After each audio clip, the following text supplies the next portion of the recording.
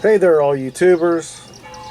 This cook is inspired by a few conversations I've had with my buddy Phil in Florence.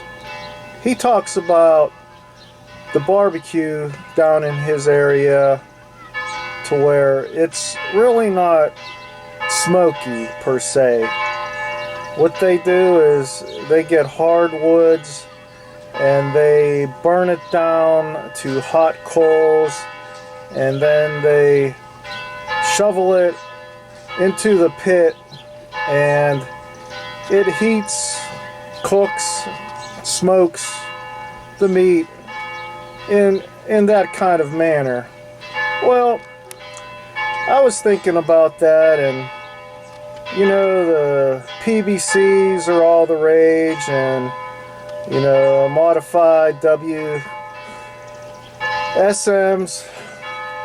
are all the rage, and I figured I don't have time to burn hardwood down and shovel it and all that, so what can I use? What can I do to get this sort of similar kind of setup and flavor that Phil is talking about?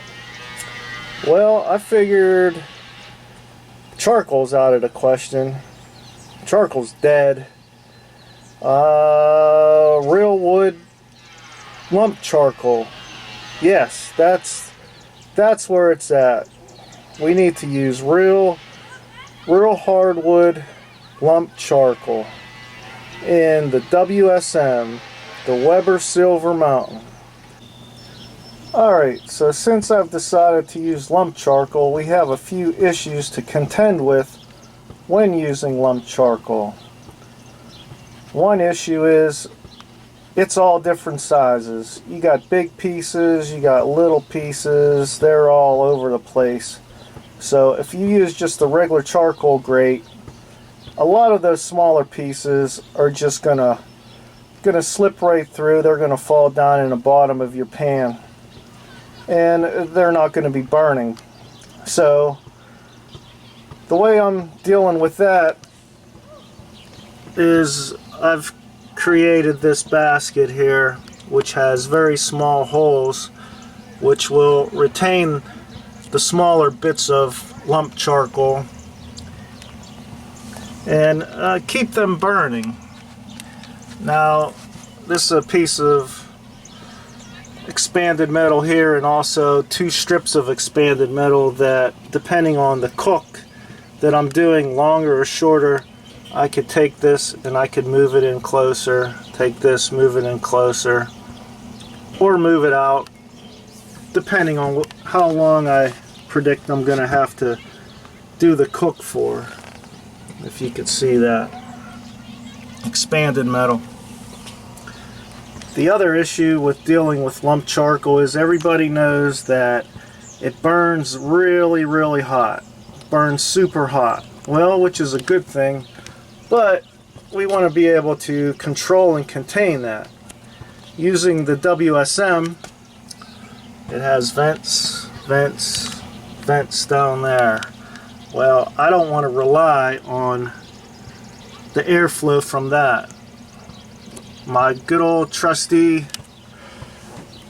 stoker unit, that's how I'm going to be able to control the temp, because what I want to be able to do is control my temp for an hour or two at that smoke level around 200 degrees, and then I want to be able to adjust it to where if I want to take the temperature up to 250, 225, depending on what I'm cooking, you know, I'll be able to adjust that through the stoker unit, PID controlled. It's the way to go. Well, at least I think so with this setup. So, alright, that's what we're dealing with.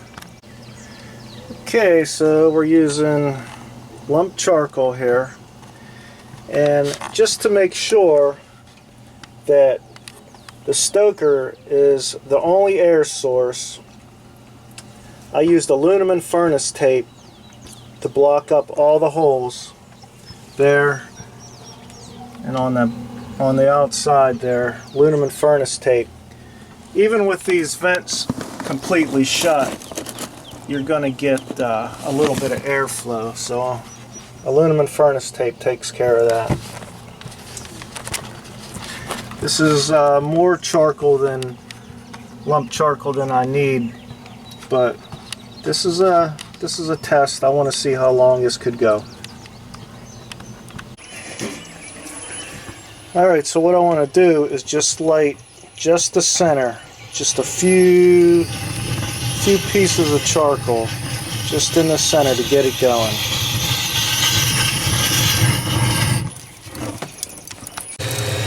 Alright, so that fast, got a couple pieces of lump started, and just so you can see, this PID controller set at 200 there.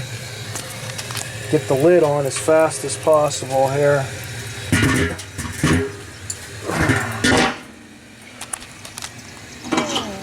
Feed my probe through there. Going to clip it on this temperature probe holder right there, not on the grate, on that, and then close it up, and this completely sealed. So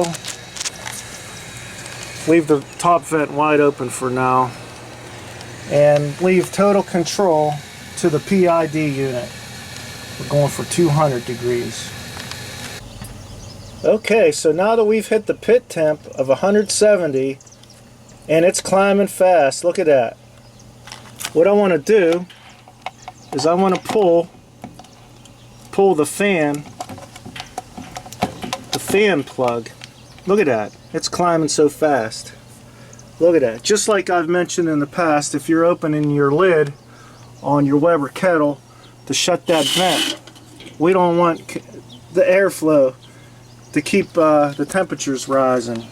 So now that we have that temp, what we're going to do is we're going to go ahead and get our meat on. Alright, see how those coals are taking off? That's what I'm talking about, airflow. Shut that bottom vent, shut that PID controller fan off. Alright, we got those chicken legs with the Tango Joe's Cajun rub on there. Close it back up. Alright, so now that it's closed back up, let's go ahead and cut this down to about halfway. Top vent about halfway.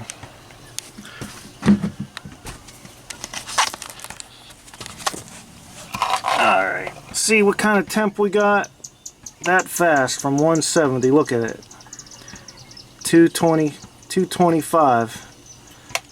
220, 230. That's with the fan off. Now just think, if I had all my vents open and that fan's still running, it would not be good. So shut your vents when you take your lid off. Turn your PID controller off. Look at that. Now we got to try to drop this temp. Alright, so see that?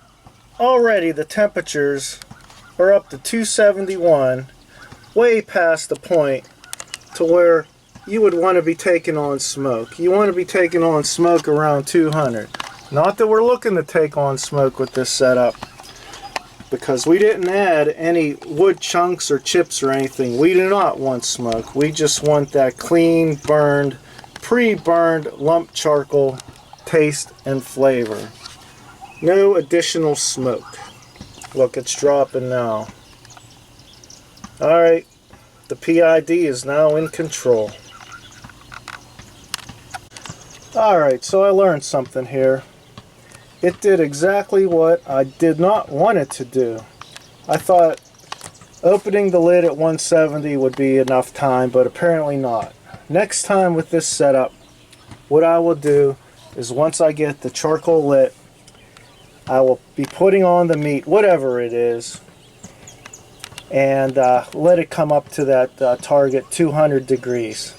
As you can see, After about 5 minutes now, we're slowly dropping down to 250, but this is not what I wanted. So this is a good experiment. I'm learning, that's all this is. That's why I'm using chicken. Chicken's cheap if you ruin it. Brisket, not so cheap. Alright, so after about 5 more minutes, I've given up on trying to hit that 200 degree. So, real simple. We're just going to bump this PID controller up, and I'm going to go for 250. Whoa, back up, back up. 250, come on. Holy crap, listen to that thing, it's taking off. Yeah, after 5 more minutes I've given up. Let's just go for that 250 mark. I know what I need to do next time. It's all an experiment. Live and learn. There we go. 250. And as you could hear that fan? 244. This thing is, I mean, it's never let me down before. My first little smoker that I modified and kind of built out of some pieces and parts. I used this little Arbor Instruments PID controller. Man, that thing was cool. I miss that little smoker. That's alright. Moving on. Weber Silver Mountain gives me options. That's right, options. Alright, the temp is settled into about 269. I got the top vent cracked about 1/4 of the way. So, even with the PID controller and this WSM all sealed up, temperatures run high. Alright, we'll see what it does here in a minute. 20 degrees higher than what I set it for. Alright, so after an hour, I just want to mention I'm getting some wild temp swings. 255, 266, all the way down to 220, back up to 257, back down to 200, and then back up to 260. It's pretty wild with this lump. Alright, I'm going to go ahead and get a temp probe into one of those legs right now. Okay, so at the 2-hour mark, I lifted the lid to see what the chicken are looking like. Their internal temp is at 160, and the pit temp shot from 250 all the way up to 271. Just for opening that lid that fast, just for like probably 30 seconds. So all that extra oxygen just took that lump and just like skyrocketed that temp. So actually what I think I'm going to do at the 2-hour mark, I am going to turn the stoker up to 275 just to get a little extra heat on them, and also maybe in the attempt to crisp up that skin a little bit. Alright, 268, 267. Hear that fan kicking in. Alright, we're getting close.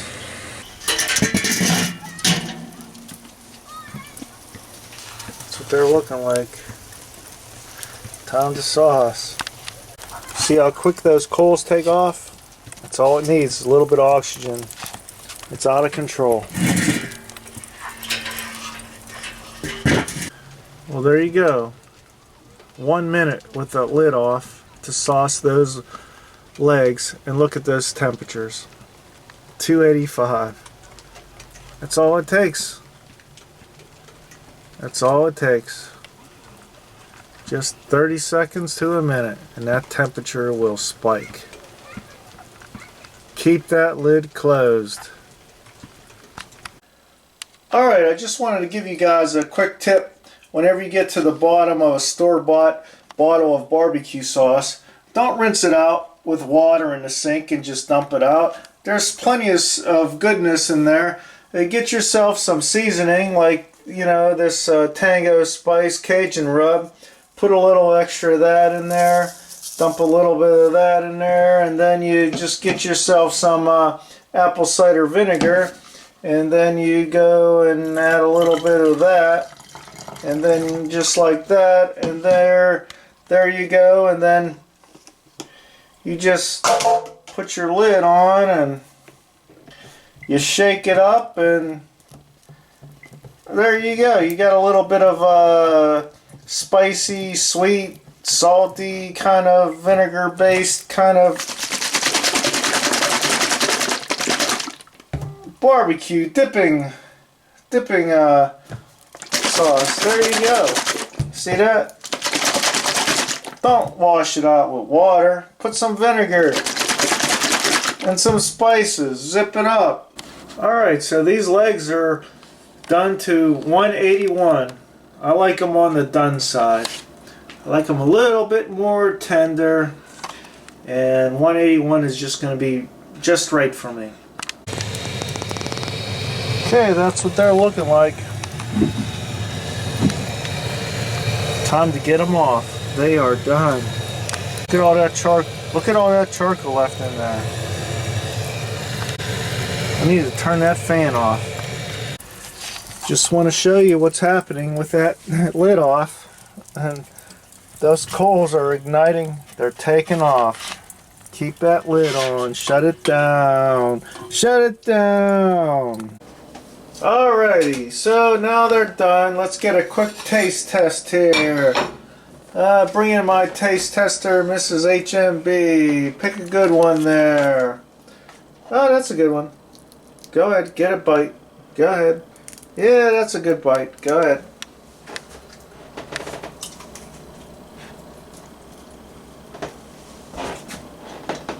Oh, look at that.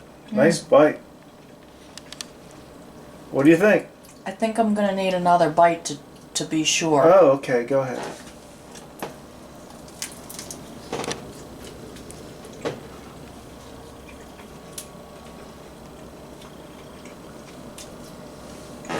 And the thoughts and concerns, and what do you think?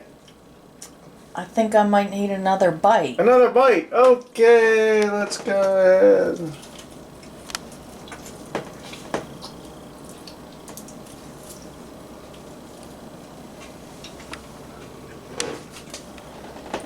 Look at that. Tasty, huh? Pretty good? What do you think?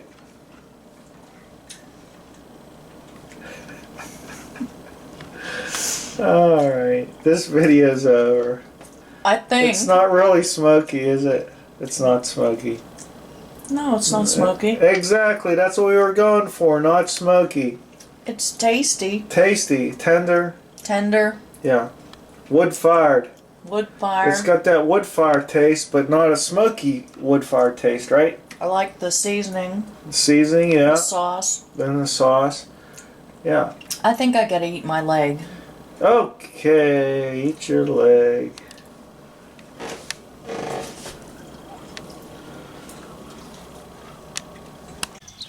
Alright, it's the next day. I just wanted to show you guys the fuel consumption here. Got a lot of lump left. Whole lot of lump left. And these temperatures were going higher than I wanted. I know what to do next time. I'll keep working on it. But I tell you what, this may be my preferred cooking method in the future.